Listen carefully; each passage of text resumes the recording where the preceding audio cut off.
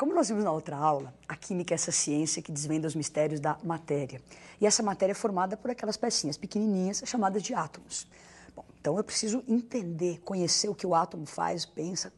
Quanto mais informação eu tiver sobre o átomo, melhor. E as suas características. Então essa nossa aula é para falar dessa estrutura do átomo. A princípio, o nosso átomo era uma bolinha, depois os modelos foram evoluindo. Hoje em dia, esse átomo moderno ele é dividido em duas regiões bastante distintas, o núcleo e a eletrosfera. Nesse núcleo e eletrosfera, nós temos três partículas fundamentais, prótons, nêutrons e elétrons. Vamos organizar isso numa tabelinha?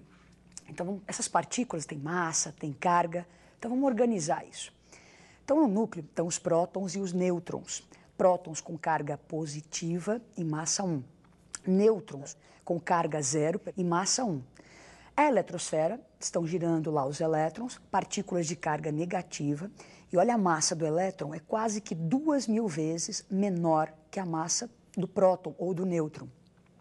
Então, olhando para isso tudo, organizando essas informações, você percebe que no núcleo se concentra a massa do átomo e esse núcleo tem carga positiva. Na eletrosfera, nós temos uma massa muito pequena e carga negativa. Então, regiões bastante distintas. Vamos supor que você está na praia e quer imaginar o átomo como ele é, não é? Você nem quer ligar para aqueles... Você não quer ligar para as ondas do mar, não é? Então, o que acontece? Você vai imaginar o átomo. O núcleo, ele é extremamente pequeno. Se a gente conseguisse enxergar o átomo, né, nós não conseguimos. Se a gente conseguisse enxergar o átomo, não daria para perceber o núcleo.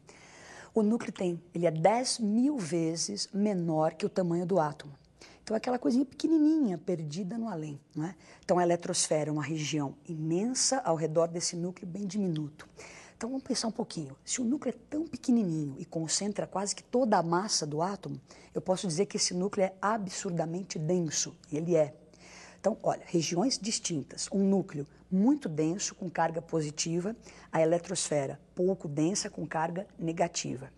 Agora, será que esses átomos são todos iguais? Sim, eles têm núcleo, têm eletrosfera, mas o que diferencia o oxigênio do hidrogênio, do cálcio, o que muda de um elemento para outro? Bom, vai ser o número dessas partículas, de prótons, nêutrons e elétrons. Agora, a principal característica de um elemento é o seu número de prótons. Então, vem correndo na sua direção um átomo, você para ele e fala, quem é você? Ele vai ter que dizer, para se identificar, o seu número de prótons. 8 prótons, você já sabe que é o oxigênio. Então, a principal característica do elemento não é nem o seu símbolo, é o seu número de prótons. Vamos destrinchar isso um pouquinho. Então, um elemento tem três características importantes. O número atômico, que é representado pela letra Z, que é o número de prótons, que é a principal característica do elemento químico. O número de massa, que é uma outra característica do elemento, representado pela letra A, e se você se lembra, a massa se concentra no núcleo. Então, nós vamos somar prótons mais nêutrons. E o símbolo. Então, um elemento ele tem três características.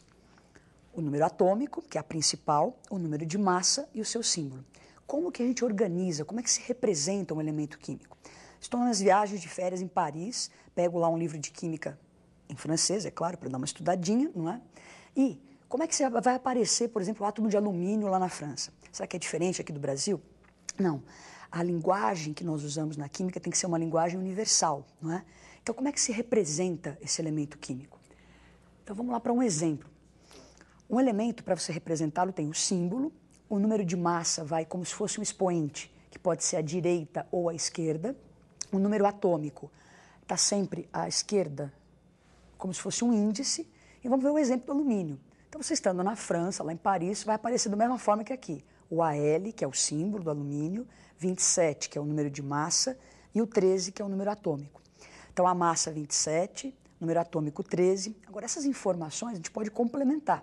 O número atômico, então, indica o número de prótons. Então, o alumínio tem 13 prótons. Um átomo sozinho, isolado, ele é neutro. Quer dizer, cargas positivas são iguais às cargas negativas. Então, o número de elétrons também é 13.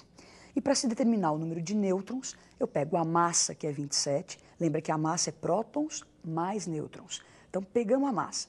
Pegando a massa, tirando o número de prótons, nós vamos encontrar 14 nêutrons. Então, desvendamos um pouquinho da estrutura desse átomo. Núcleo, eletrosfera, como representá-lo, como identificá-lo. Os químicos, pesquisando, estudando, descobrindo átomos e átomos da natureza, encontraram, às vezes, átomos que têm algo em comum.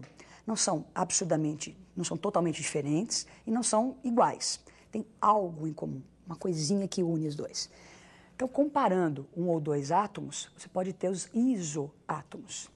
Então, nós temos os isótopos, né? Então, você comparando 2, 3 elementos, um grupinho de átomos, ninguém é um isótopo sozinho. Então, isótopos são átomos que apresentam o mesmo número atômico, o mesmo Z, o mesmo número de prótons, e o resto diferente, a massa e nêutrons diferentes. Isóbaros são átomos que têm o mesmo número de massa, sendo o número de prótons e de nêutrons diferente. Isótonos, mesmo número de nêutrons, sendo a massa e prótons diferentes. Essa informação é importante que você tenha, caso ela surja em algum exercício, é importante você conhecer esses conceitos.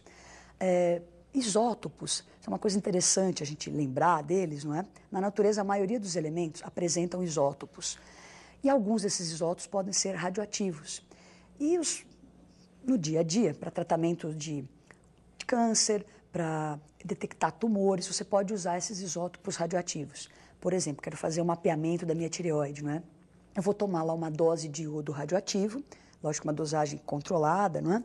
Esse iodo vai se fixar na minha tireoide e eu vou fazer então um mapeamento, sem precisar passar por uma cirurgia para saber como é que se encontra a minha tireoide. Então, esses isótopos, muitos deles têm essa aplicação na medicina. Então, uma série de exames usam isótopos radioativos. Lembra do acidente que aconteceu em Goiânia, em 89, não é? Com o Césio-137? Então, apareceu nas manchetes, Césio-137. O que você entende quando lê isso? Césio está dizendo que é o elemento Césio, já sei quem ele é, e 137 é uma referência que se faz à massa. Então, Césio-137 é o isótopo de Césio, que tem massa 137. Um elemento bem peculiar é o hidrogênio. O hidrogênio apresenta 3 isótopos e tem uns nomes para esses isótopos. Vamos olhar. Então, tem o hidrogênio, temos o deutério e temos o trítio. O hidrogênio, todos com o número atômico 1. O hidrogênio, massa 1. Tem o deutério, que tem massa 2. Trítio, com massa 3. Isso seria a porcentagem. O hidrogênio de massa 1 é o mais abundante. É bom que você se lembre desses nomes, né? Deutério, trítio, eles podem aparecer às vezes numa questão. Então, já falamos sobre a estrutura do átomo, como ele é, núcleo, eletrosfera, massas e cargas. Já podemos dizer que na natureza a gente pode encontrar esses isótopos, isóbaros e isótonos. E agora nós vamos pensar o seguinte, átomos, eles se unem, não é? Como a gente, não vão viver sozinhos o resto da vida, eles estão ligados para formar as substâncias. Nessa ligação, não é? O número de elétrons pode sofrer alteração. Então, numa ligação, um elemento pode perder elétrons ou receber elétrons. Olha, elétrons. Ninguém vai perder ou receber prótons. Então, essa mudança acontece na eletrosfera. Então, se um elemento perde elétrons ou ganha, há um desequilíbrio. O número de prótons permaneceu inalterado. Se ele está ganhando ou perdendo elétrons, o número de prótons não vai ser mais igual ao número de elétrons. Essa diferença forma uma partícula com carga chamada de íon. Então, íons são partículas que possuem uma certa carga. Nós podemos ter 2 tipos de íon, o íon positivo e negativo. Então, íons, frisando, prótons diferentes de elétrons. Quando um íon tem carga positiva, é porque ele tem mais prótons do que elétrons. Então, ele cedeu elétrons. Quando o íon tem carga negativa, ele tem mais elétrons do que prótons. Então, ele recebeu elétrons. Para animar essa coisa, vamos ver um exemplo do sódio e do cloro, eles perdendo e recebendo elétrons, para a gente gravar bem o que acontece com a carga. Então, vamos olhar a animação.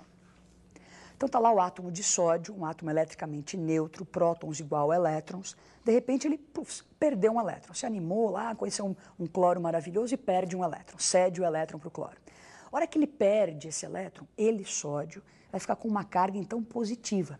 As pessoas ficam assim, nossa, mas eu estou dando. Se eu estou dando, não vai ficar negativo? Não, você está dando elétrons. Então, você está perdendo carga negativa, você fica positivo. Vamos ver o que aconteceu com o cloro, quando chegou esse elétron para ele. Então, está lá o cloro apaixonado, recebeu o elétron do nosso amigo sódio. Então, o cloro era um átomo neutro, de repente ele recebe um elétron. Então, o número de prótons era igual ao de elétrons. Ele ganha um elétron, então fica com carga negativa, formando o ânion cloreto. Já sabemos, então, uma série de coisas sobre o nosso amigo átomo. Acho que a gente está apto a fazer um exercício. Uma certa variedade atômica do estrôncio, cujo número atômico é 38, tem número de massa igual a 87. Por outro lado, uma certa variedade de criptônio, cujo número atômico é 36, apresenta número de massa igual a 83. A pergunta é, qual é o número de nêutrons contido num átomo X que é simultaneamente isótopo do estrôncio e isóbaro do criptônio? Então vamos para a resolução. Primeiro os dados, né, que foram fornecidos. Então o estrôncio, massa 87, número atômico 38, criptônio, massa 83, número atômico 36, e agora aquela informação importante. O criptônio é isóbaro de X, então o X também tem um número de massa igual ao do criptônio, portanto o número de massa 83. O estrôncio é isótopo do X. Se eles são isótopos, eles têm o mesmo número de prótons. Então eu posso colocar o número atômico do X, 38. Então montamos o elemento X, já sei a sua massa, seu número atômico. Para eu calcular o número de nêutrons, vocês lembram? Pego a massa, subtraio 38, que é o número de prótons, e acho 45 nêutrons. Bom, agora nós vamos para um exemplo rápido, que são espécies isoeletrônicas.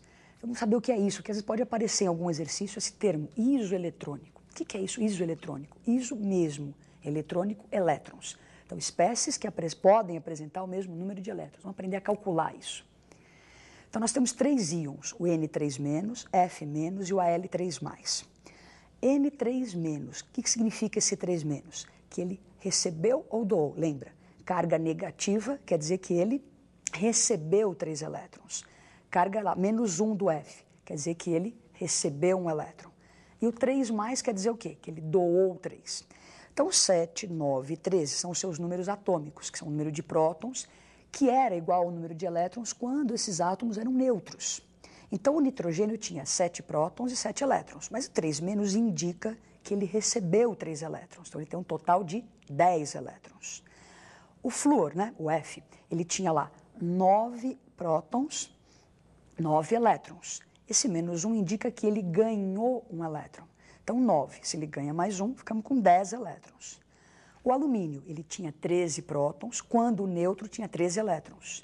Aquele 3+ indica que ele perdeu 3 elétrons, então ficando com 10. Então, nós temos aí N3-, F-, Al3+, espécies isoeletrônicas. Todos apresentam o mesmo número de elétrons. A nossa aula fica por aqui. Então, nós vimos a estrutura do átomo, os isótopos, isóbaros, isótonos e os nossos amigos íons. Até a próxima.